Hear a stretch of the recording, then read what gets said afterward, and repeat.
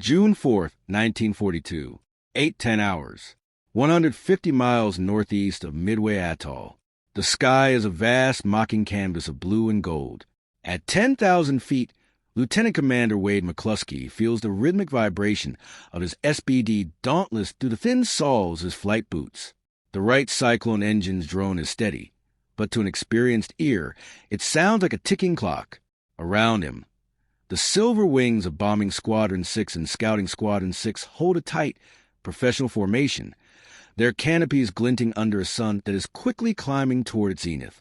You look out from the cockpit, and all you see is the crushing indifference of the Pacific. No wakes, no smoke, no steel. McCluskey glances at his fuel gauge. The needle is drifting with agonizing persistence toward the left. Every minute spent at this altitude, at this throttle setting, is a minute stolen from their return journey. They are burning the very lifeblood of their mission, fuel, to find a ghost fleet. He was given coordinates based on frantic submarine sightings and the wizardry of the codebreakers at Station HYPO. The Kido Butai, the first air fleet of the Imperial Japanese Navy, was supposed to be here, but the grid square beneath him is empty, just the endless, rhythmic roll of deep water swells and the shifting shadows of scattered cumulus clouds. Behind him, 32 dauntless dive bombers follow his lead. The radio stays disciplined, a heavy silence punctuated only by the occasional crackle of static. These pilots aren't just aviators. They are mathematicians of death. They are constantly calculating the point of no return. If they turn back now, they might make it to the Enterprise with a few gallons to spare.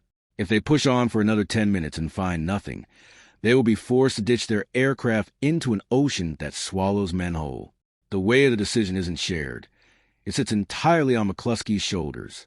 He is a former fighter pilot who only recently took command of his bomber group. He knows the skepticism some of his men feel. He knows the stakes. If he fails to find the carriers, Midway falls. If Midway falls, the west coast of the United States becomes a front line. At 8:20, the deadline passes. Logic dictates a 180-degree turn. Survival demands it. But McCluskey looks at the empty sea and feels a tug of pure, unadulterated instinct. He remembers the Japanese tactical manuals. He thinks about the wind. He considers a possibility that the enemy isn't where they were reported, but where they needed to be to recover their planes. He banks his SBD to the northwest. It is a gamble of historic proportions. He is leading 32 men into a void on a hunch. He is betting their lives that the Japanese haven't vanished, but have simply moved to a different part of the chessboard. Meanwhile, far below this high-altitude drama, the air is thick with a different kind of desperation. 15 TBD Devastators of Torpedo Squadron 8 VT-8, launched from the USS Hornet, are skimming the whitecaps. They're flying so low that the salt spray blurs their windscreens. These planes are relics, lumbering, slow, and carrying the temperamental Mark 13 torpedo. Leading them is Commander John Waldron, a man of fierce conviction who had a heated argument with his superiors about the flight path before taking off. He knew where the Japanese were. He didn't need a navigator. He had a hunter's soul. Beside him, Ensign George Gay grips his controls. He looks up, searching for the F-4F Wildcat fighters that were supposed to protect them. The sky above them is empty. The escort has lost them in the overcast. VT-8 is alone. No high cover, no support, just 15 slow-moving targets heading straight for the most powerful carrier task force on the planet. As they crest a swell of mist, the horizon changes. Thin, black needles of smoke begin to prick the skyline. Then, the massive, curved hulls of the Japanese carriers emerge like prehistoric monsters from a haze. The Akagi, the Kaga, the Soryu, the Hiryu, they are surrounded by a ring of destroyers and cruisers, their wakes carving aggressive white scars into the indigo water. Waldron keys his mic. His voice is calm, a final testament to the men following him. We will go in. We will attack. Good luck. But as the Devastators drop even lower to begin their torpedo runs, a shadow falls over them. It isn't a cloud. It is the Combat Air Patrol. High above, the legendary Mitsubishi A6M0s, the Zeke, have spotted intruders.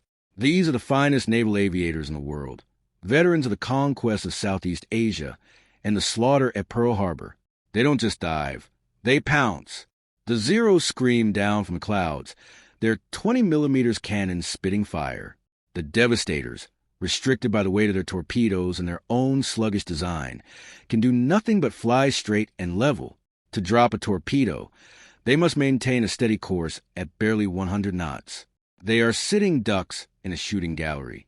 Ensign Gay watches as the plane to his left simply vanishes in a ball of orange flame. Another cartwheels into the sea, its wings sheared off by a burst of cannon fire. He can hear the thud of bullets hitting his own fuselage. The smell of gasoline and burnt oil fills his cockpit. One by one, the heroes of Torpedo 8 are erased. They don't break. They don't turn away. They press on until the ocean rises up to claim them. Out of 15 aircraft, only one man, Ensign Gay, will survive the crash. Not a single American torpedo finds its target. From the bridge of the Akagi, Admiral Nagumo watches the last of the American plane spiral into the sea. A smirk might have crossed the faces of the Japanese officers. The Americans were disorganized. Their attacks were piecemeal. Their weapons were junk. The Japanese had won. The trap had been sprung, and the Americans were dying in heaps. Nagumo gave the order to prepare for the second strike on Midway. The flight decks become a hive of frenzied activity. Planes are brought up from the hangars. Fuel lines are snaked across the wood-plank decks. High-explosive bombs are swapped for torpedoes in a rush of steel and sweat. The Japanese are at their most lethal, their carriers packed with fueled aircraft and live ordnance. They are a powder keg waiting for spark. And high above them, at 10,000 feet, Wade McCluskey has just seen a tiny white speck on the ocean, a lone Japanese destroyer racing toward the horizon. The spark has arrived. June 4th, 1942. 9:50 hours, north of the Midway Atoll. For Lieutenant Commander Wade McCluskey, the situation has moved past tactical concern and into the realm of a death sentence. His fuel needles are no longer just low. They are bouncing on the pegs. To the south, the ocean remains a flat, shimmering void. He has reached the limit of his search. Every mile he travels further is a mile his pilots will have to glide to the air once their engines cough and die. He can almost feel the eyes of his squadron burning into the back of his flight suit, 32 pilots wondering if their commander has lost his mind, or if he simply decided that they aren't coming home. Then he sees it. It is a tiny, flickering movement on the edge of the world. A thin white line, as sharp as a razor's edge, slicing through the deep blue. McCluskey, squinting through his goggles, realizes it's the wake of a ship, but it isn't a carrier. It's a lone destroyer, the Ayrshire, and she is moving at flank speed. The Ayrshire had been left behind to deal with the USS Nautilus, an American submarine that had been harassing the Japanese fleet. Now, the destroyer is racing to rejoin the main body of the Kido Butai. She is a silver arrow pointing straight to the heart of the Japanese Empire.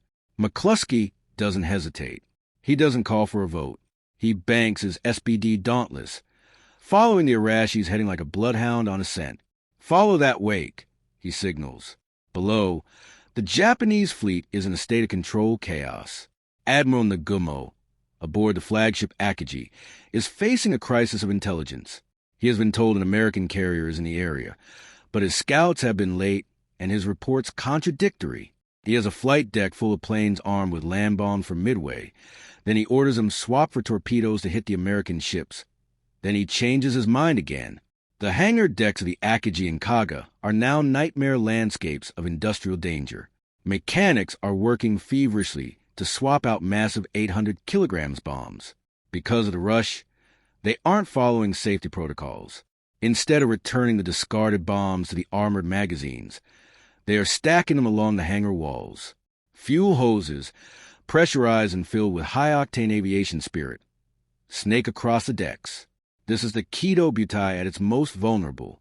It is a giant with its guard down, breathing heavily, surrounded by its own flammable blood and exposed nerves. At 10:10 hours, the lookouts on the carriers are still cheering. They have just watched the slaughter of the American torpedo squadrons. The Zeros of the Combat Air Patrol, CAP, are down at sea level, buzzing like angry hornets as they finish off the last of the American TBD devastators. The Japanese gunners are laughing, slapping each other on the back, their eyes fixed on the horizon where the low-level threats always come from. No one is looking up. Up at 14,000 feet, the air is thin and freezing. McCluskey spots them. For massive rectangular shapes, arranged in a rough diamond formation. They are beautiful from this height, long, elegant decks of wood and steel. He recognizes the Kaga and the Akagi. I'm taking the one on the left. McCluskey's voice finally breaks a radio silence, sharp and authoritative. He communicates with Lieutenant Richard Dick Best, commander of Bombing 6. But in the adrenaline-fueled haze of the moment, a communications error occurs. Both squadrons, nearly 30 aircraft, begin to nose over and aim for the same target. The Kaga, it is a potential disaster. If both squadrons hit one carrier, the others will survive to launch their counterstrike. Dick Best, seeing the mass of silver wings diving toward Kaga, realizes a mistake in a heartbeat. With the icy nerves of a man born for the second, he jerks his SBD out of formation. He signals his two wingmen to follow him. Only 3 planes. They break away from the mass and bank toward the flagship of the Imperial Navy, the Akagi. The world tilts. The dauntless pilots pull their noses up, rolling their aircraft inverted. For a split second, the pilots are hanging in their harnesses, staring at the Japanese fleet through the tops of their glass canopies. Then they pull back on the stick. The scream begins. As the SBDs enter their 70-degree dives, the wind rushes to the perforated dive brakes. The Swiss cheese flaps, creating a haunting, low-pitched wail that grows into a deafening roar. Gravity claws at the pilots, pushing them into their seats with 3 times their body weight. In the cockpit of his Dauntless, Dick Best centers his telescopic sight on the bright red circle painted on the Akagi's forward flight deck, the Heinemur. The rising sun. It is a perfect bullseye. He ignores the sudden, frantic bursts of black flak blooming around him. He ignores the Zeros trying desperately to climb back up from the waves. He is a part of the machine now. He waits. 3,000 feet. 2,500 feet. The deck of the Akagi is growing at a terrifying speed. He can see individual sailors running for cover. He can see the parked planes, their propellers spinning, ready to take off. At 2,000 feet, he reaches for the bomb release. The 1,000-pound high-explosive bomb drops from the belly of his plane, kicked clear by the swinging trapeze arm. Best pulls back on the stick with everything he has, his vision graying out as the G-forces hit him like a physical blow. He doesn't see the impact. He only feels the shock wave. On the Kaga, McCluskey's overwhelming force is devastating. For 1,000-pound bombs slam into the deck in rapid succession. One hits the aft elevator, blowing it into the air like a discarded toy. Another strikes the fuel lines. A third penetrates the hangar deck and detonates among the stacked bombs and fuel planes. The Kaga doesn't just burn, she erupts. But it is Dick Best's lone bomb on the Akagi that seals the fate of the Pacific. It doesn't hit the center of the deck. It punches through the flight deck near the midship elevator and explodes in the upper hangar. It is the perfect hit. The explosion ignites the fueled Kate torpedo bombers waiting below. A chain reaction begins that no fire crew can stop. The torpedoes begin to cook off. The stacked bombs begin to sympathetic detonate. In less than 5 minutes, the invincible Kido Butai has been turned into a funeral pyre. 3 carriers, Akagi, Kaga, and Soryu, are mortally wounded, their decks twisted into blackened wreckage, their crews screaming as the very steel beneath their feet begins to melt. The balance of the war hasn't just shifted, it has been shattered. June 4th, 1942, 10:25 hours. The Kido Butai Formation. The transition from absolute triumph to catastrophic ruin takes less than 300 seconds.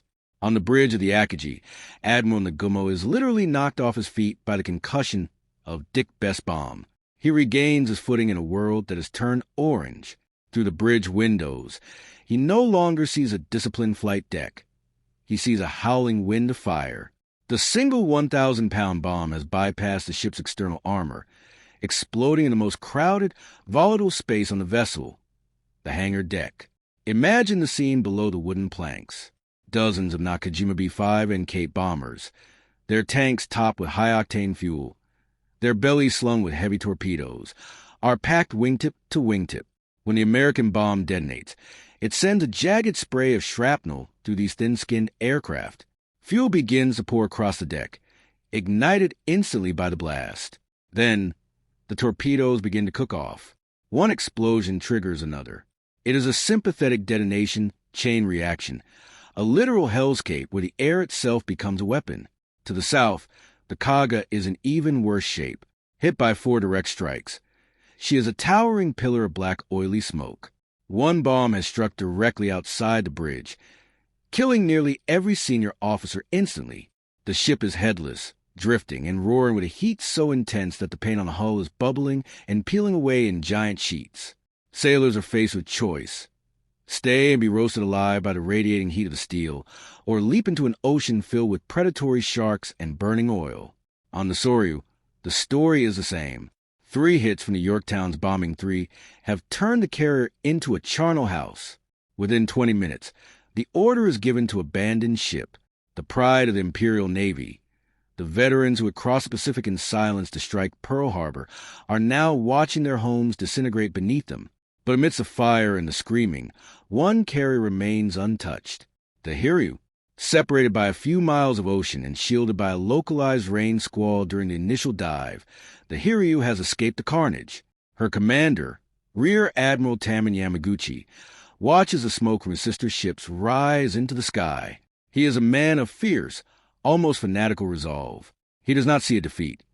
He sees a final, bloody opportunity. Prepare all remaining aircraft for immediate launch, Yamaguchi orders. We will find their carriers. We will have our revenge. Up at 15,000 feet, the American pilots are rallying. The adrenaline that sustained them through the 70-degree dives is beginning to fade, replaced by the cold, hard reality of their fuel gauges. They have done the impossible. They have crippled the heart of the Japanese Navy. But the sky is still a dangerous place. The Zeros, finally realizing the threat is from above, are climbing like scorched cats. They are vengeful, seeking to take as many Americans with them as possible before their carriers sink. Dick Best, pulling out his dive, looks back at the Akagi. He sees the smoke, the secondary explosions, and the debris flying hundreds of feet into the air. He has just performed the single most effective dive bombing run in the history of naval warfare. But as he levels off, he sees a Zero closing fast on his tail. Form up, the radio crackles. The scattered SBDs try to find each other, grouping together, so their rear gunners can create a cone of machine gun fire to ward off the Japanese fighters. They are low on ammunition, low on fuel, and hundreds of miles from safety.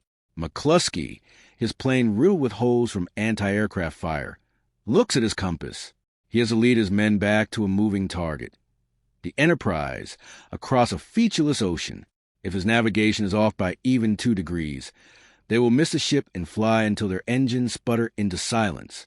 As the American bombers turn for home, leaving 3 Japanese giants burning behind them, the flight deck of the Hiryu vibrates with the roar of 18-valve dive bombers and 6 Zero fighters taking off.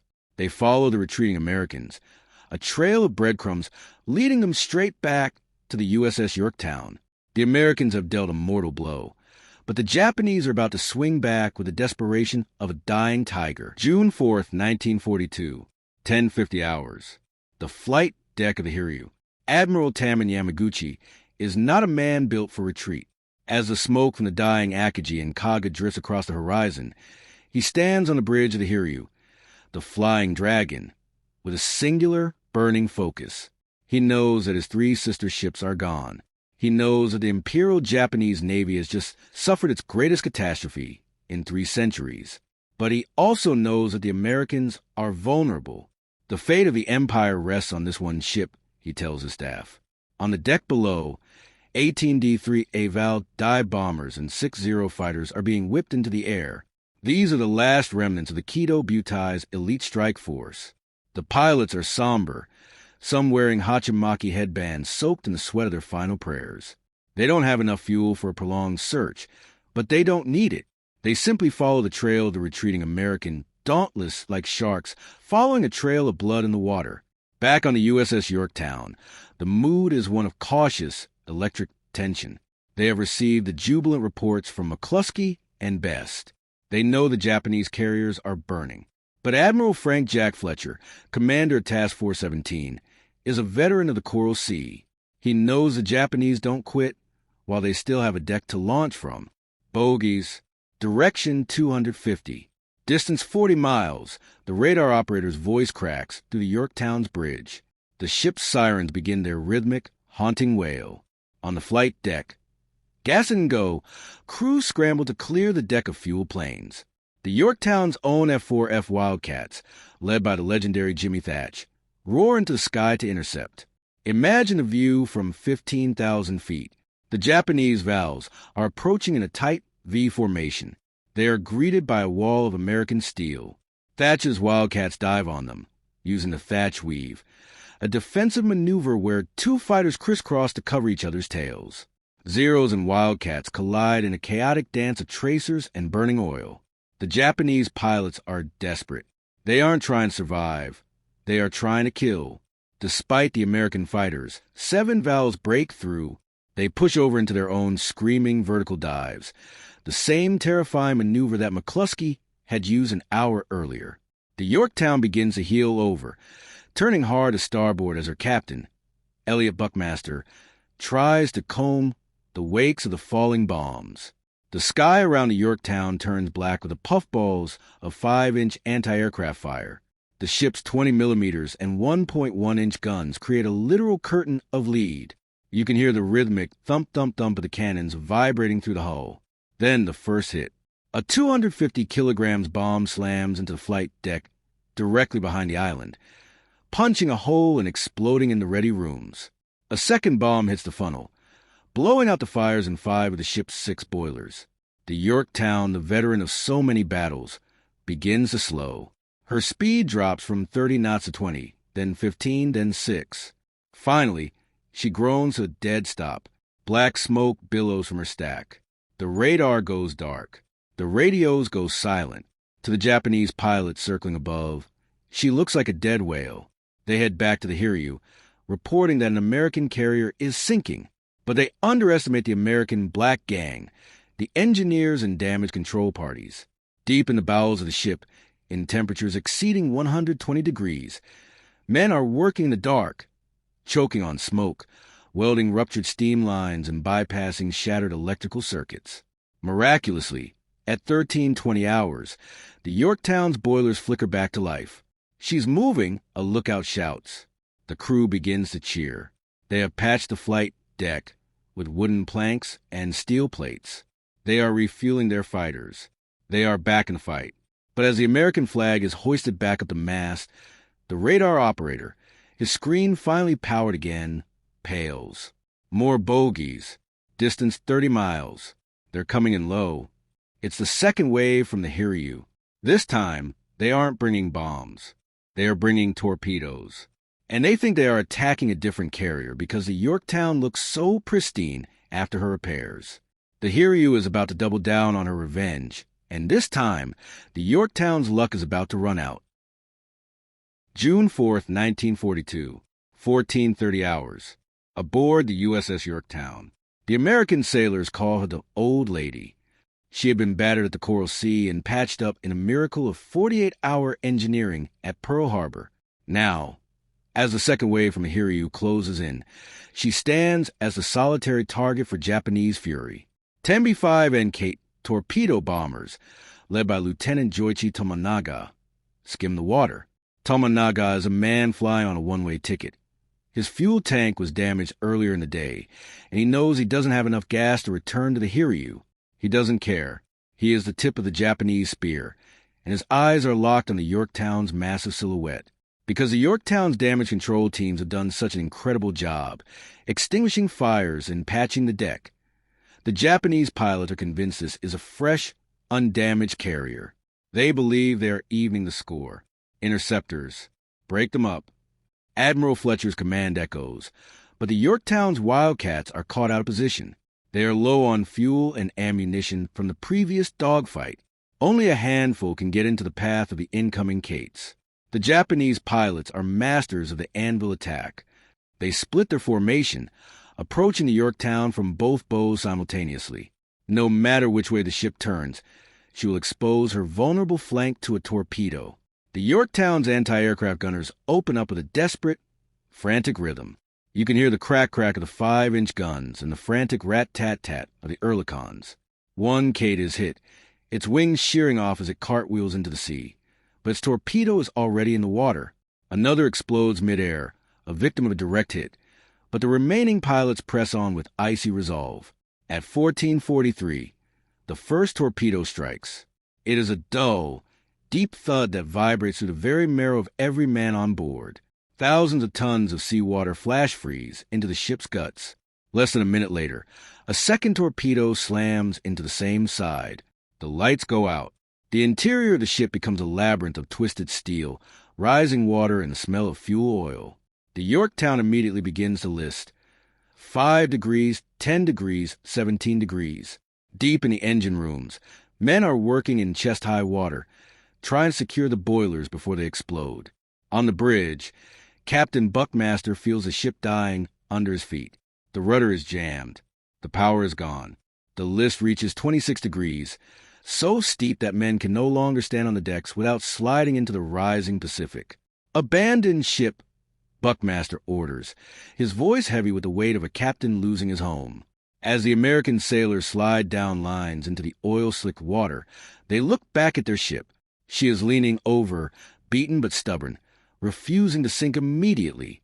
But while the Yorktown is being neutralized, the American scouts have finally found the source of the pain. At 14:45, a scout plane from the Yorktown, launched just before the attack, spots the Hiryu. The message is flashed back to the Enterprise. 1 carrier, 2 battleships, 3 cruisers for destroyers.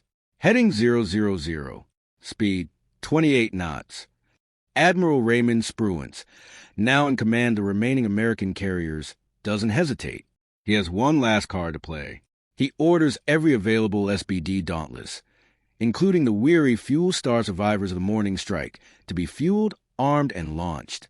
Among them is Dick Best. He has already crippled the Akagi. Now, despite the exhaustion in the thin air, he climbs back into his cockpit. He is going back for the 4th and final carrier. The Japanese think they have leveled the playing field.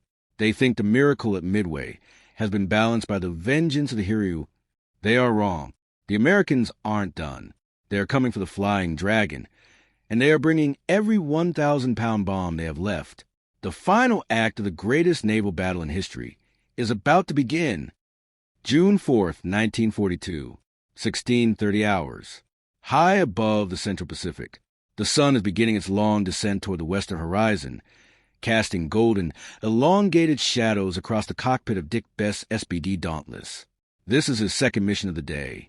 His eyes are bloodshot, his throat is parched from breathing bottled oxygen, and his muscles ache from the violent G-forces of the morning's dive. But as he looks out over the wings of the 24 remaining bombers from the Enterprise in Yorktown, there is no fatigue, only a cold, mechanical focus. They are hunting the Hiryu. Below them, the Pacific looks peaceful, but it is a graveyard. Somewhere behind them, the Akagi, Kaga, and Soryu are still burning, massive funeral pyres that can be seen from space.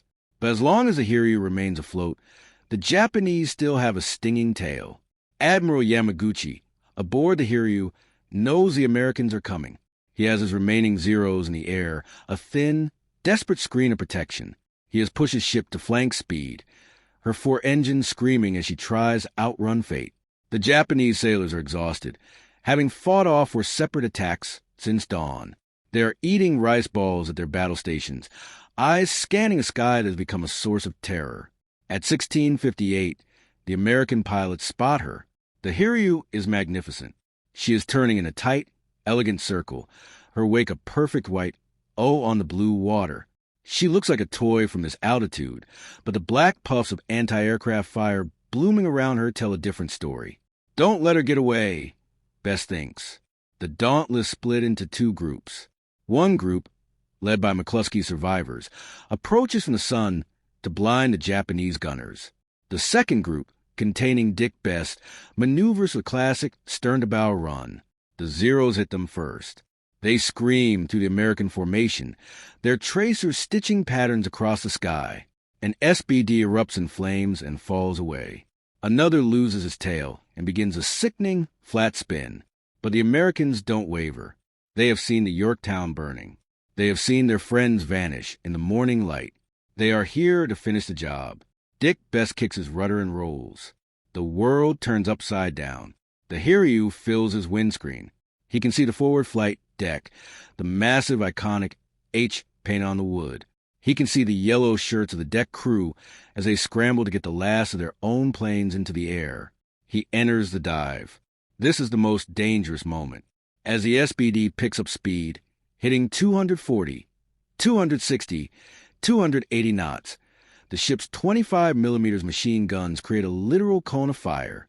The Hiryu is twisting, her captain performing violent evasive maneuvers to throw off the pilot's aim. The ocean seems to be tilting, the ship sliding left and right in the crosshairs. Best waits 1,500 feet. The heat from the ship's funnels buffets his aircraft. He centers the H in his sight. Release. The 1,000-pounder falls. Behind him, 3 more bombs follow in a terrifyingly tight sequence. The first bomb is a near miss, sending a towering geyser of water over the deck. But the second bomb hits with the force of a tectonic shift. It strikes the forward elevator, blowing the massive steel platform upward. It stands vertically for a second, a tombstone for the ship, before crashing back down into the hangar. The third and fourth bombs follow directly into the hole. The explosions are catastrophic. The Hiryu's bow is literally peeled back like a tin can. Flames erupt from a hangar, fed by the same cocktail of fuel and ordnance that destroyed her sisters. The Flying Dragon is no longer flying. She is a broken, shattered wreck. Her forward deck collapsed into a crater of glowing orange embers. As Dick Best pulls out his dive, skimming just feet above a massive Japanese destroyer, he looks back. He sees the 4 pillars of smoke on the horizon. The Kido Butai, the most powerful carrier force ever assembled, has been wiped out in a single day. But the battle isn't quite over. As night falls, a new kind of horror begins for the men in the water, and Admiral Yamamoto, aboard the world's largest battleship Yamato, must face the most bitter decision of his life. June 4th, 1942, 2100 hours, aboard the Imperial Japanese battleship Yamato. As the sun dips below the horizon, leaving the Central Pacific in a shroud of bruised purple and oppressive black, the scale of the disaster finally reaches the ears of the man who planned it all. Admiral Isoroku Yamamoto, the architect of Pearl Harbor, sits in the armored citadel of the Yamato, the largest, most powerful battleship ever built. The atmosphere is funereal. The radio room is a hive of frantic, broken transmissions. For hours, Yamamoto has clung to the hope that his carriers could weather the storm, that Nagumo's reports were exaggerated, or that the Hiryu would strike a killing blow. But the reports coming in now are undeniable. Akagi is a drifting torch. Kaga is a sunken grave. Soryu has disappeared beneath the waves. And now, the final report. Hiryu is dead in the water, her forward deck a crater of molten slag. Yamamoto's staff officers are in a state of hysterical grief and fury. Some advocate for a night surface engagement, a banzai charge of battleships and cruisers. They want to use the Yamato's 18-inch guns to find the American fleet in the dark and grind them into the sea. We still have a superior surface force, they argue. The Americans will flee if we close the distance. Yamamoto says nothing. He stares at the charts. He knows something they refuse to admit. The era of the battleship ended the moment McCluskey's bombs hit the Kaga. Without air cover, his massive ships are nothing but targets for the next morning's dawn patrol. At 2:55 on June 5th, Yamamoto issues the most painful order of his career. Cancel the Midway occupation. General retreat. But for the men on the burning carriers, the nightmare is just beginning. Aboard the Hiryu, Rear Admiral Taman Yamaguchi prepares for the final ritual. The fires have reached the engine rooms. The ship is a hollow shell of heat and smoke. He gathers his remaining officers on the listing deck. They toast the Emperor with water, as there is no sake left. Yamaguchi and the ship's captain, Tomio Kaku, refuse to leave. They order their men to abandon ship, then tie themselves to the bridge. As the destroyers pull away with the survivors, They fire torpedoes into the Hiryu to scuttle her. The flying dragon groans, a sound of tortured metal that echoes across the dark water and slowly slides into the abyss.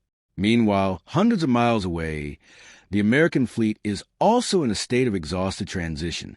The USS Enterprise and Hornet are dark, their crews sleeping where they dropped, their decks cluttered with the battered planes of 3 different air groups. They have won, but they are wary. They know the Japanese are still out there in the dark with heavy guns. And then there is the Yorktown. The old lady is still afloat. Despite 2 bomb hits and 2 torpedoes, despite a 26-degree list, she refuses to go down. She drifts in the moonlight, a ghost ship surrounded by a few loyal destroyers. On the morning of June 5th, Captain Buckmaster decides on a desperate gamble. He leads a skeleton crew of 170 volunteers back onto the listing oil-soaked deck. "We're going to save her," he tells them. They work through the heat of the day, cutting away heavy anti-aircraft guns to lighten the ship, pumping out flooded compartments, and slowly, miraculously, writing the list.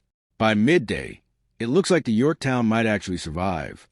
She is being taken under tow by the tug Vireo, but a shadow is moving beneath the waves. The Japanese submarine I-168, commanded by the daring Yahachi Tanabe, has spent hours maneuvering through the American destroyer screen. Tanabe peers through his periscope. He sees the massive, wounded American carrier through the spray. He sees the destroyer Hammond tied up alongside her, providing power and water to the salvage crews. He fires a spread of 4 torpedoes. On the Hammond, the lookout screams.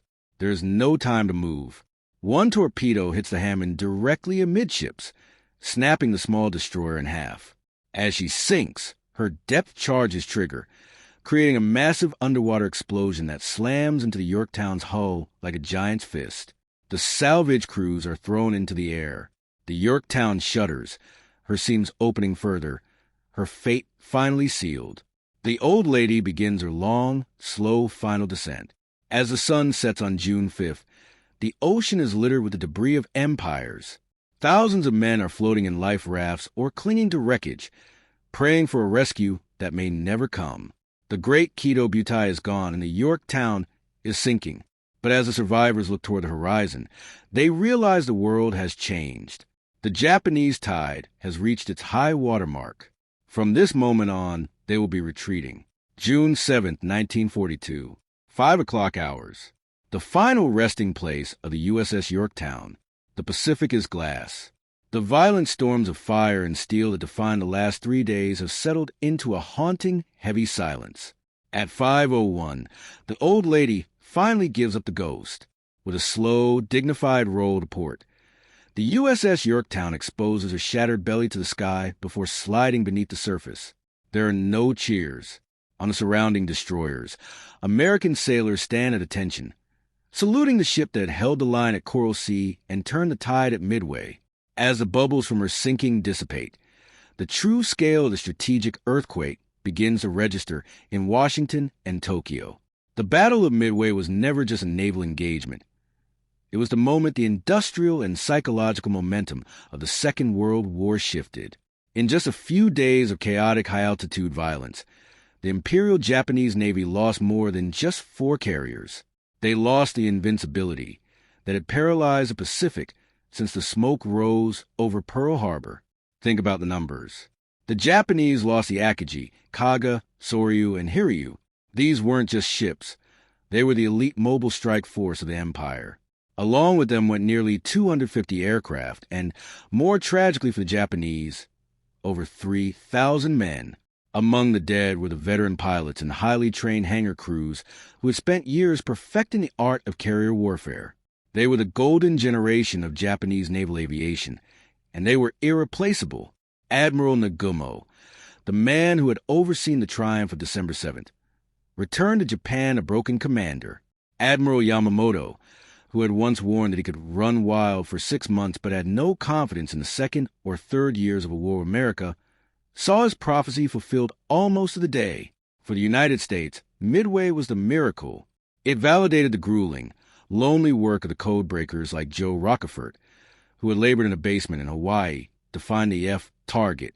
It validated the courage of men like Wade McCluskey and Dick Best, who pushed their fuel gauges to the brink of death to find a needle in a haystack.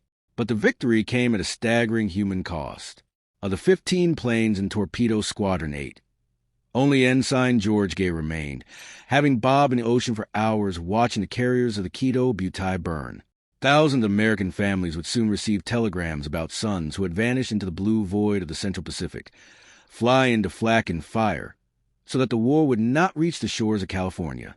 The balance of power had tipped. Before Midway, the Japanese were the hunters, and the Americans were the prey, fighting a desperate, defensive holding action. After Midway, the roles reversed. The United States would begin a relentless island-hopping island drive that would not stop until surrender on the deck of the Missouri.